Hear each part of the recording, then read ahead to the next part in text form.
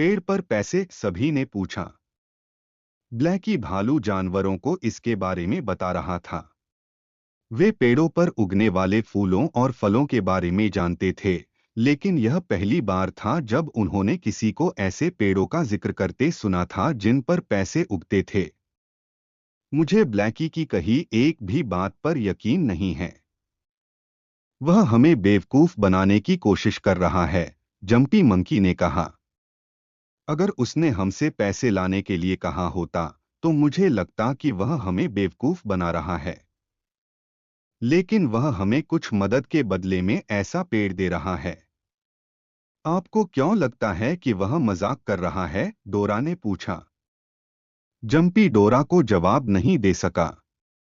उसने पैसे का पेड़ लाने का फैसला किया और ब्लैकी से मिलने चला गया। हालांकि मुझे काम करने के विचार से भी नफरत है, मुझे यह अद्भुत मनी ट्री लेना चाहिए। फिर मैं जीवन भर आराम और विश्राम करूंगा, डमरू गधे ने सोचा। ब्लैकी के घर के पीछे एक बड़ा सा खाली भूखंड था जिसका उपयोग खेती के लिए किया जा सकता था, लेकिन यह जमीन उबड़-खाबड़ थी और बजरी और पत्थरों से भरी हुई थी। खेती के लिए इसे तैयार करने के लिए बहुत काम की जरूरत थी। ब्लैकी ने जंगल में जानवरों से अपने खेती के विचार के बारे में बात की, लेकिन अधिकांश जानवर काम नहीं करना चाहते थे, इसलिए किसी ने भी ब्लैकी की मदद करने की पेशकश नहीं की।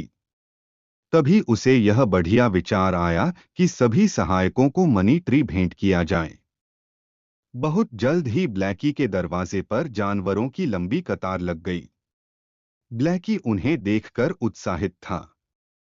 अगर तुम्हारा वादा झूठा निकला, तो हम तुम्हें यहीं जमीन में दफना देंगे। पैसे उगाने वाला पेड़ पाने के लिए हम सिर्फ इस जमीन के टुकड़े को ही नहीं, बल्कि पूरे जंगल को खोद सकते हैं, जिम्बा तेंदुआ दहाड़ता हुआ बोला। उस बारे में चिंता करना बंद करो और जल्दी से काम शुरू करो। हमारे पास बहुत कम समय है, ब्लैकी ने बादलों से घिरे आसमान की ओर देखते हुए कहा। जानवरों ने अपने फावड़े और कुदालें निकाली और खुदाई शुरू कर दी। कुछ ने पत्थर हटा दिए, जबकि अन्य ने सतह को चिकना कर दिया। बंजर पथरीली जमीन एक चिकनी जमीन बन गई, जो खेती के लिए उपयुक्त थी। अब तुम सब घर जा सकते हो। ठीक 2 महीने बाद तुम्हें अपने पैसों के पेड़ मिल जाएंगे। ब्लैकी ने जानवरों को धन्यवाद दिया और वे चले गए। उनके जाने के बाद ब्लैकी ने मिट्टी में विभिन्न फलों और सब्जियों के बीज बोए।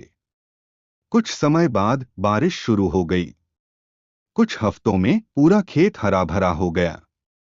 अनाज हवा में लहरा रहा था और जगह फलों और सब्जियों से भरी हुई थी। ब्लैकी फसल को बाजार ले गया और सब कुछ बेच दिया। उसने पैसे अलग रख लिए और इंतजार करने लगा।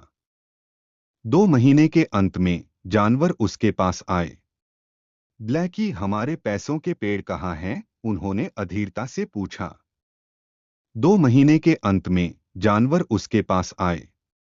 ब्लैकी, हमारे पैसों के पेड़ कहाँ हैं? उन्होंने अधीरता से पूछा। वे यहीं हैं, ठीक तुम्हारे सामने। तुम खुद क्यों नहीं देख लेते? ब्लैकी ने उन्हें लहराते हुए पौधे दिखाए। और हाँ, इन पेड़ों पर पैसे उगने भी लगे हैं। ये रहे। ब्लैकी ने फसल बेचकर जो मुनाफा कमाया, उसे जानवरों में बांट दिया।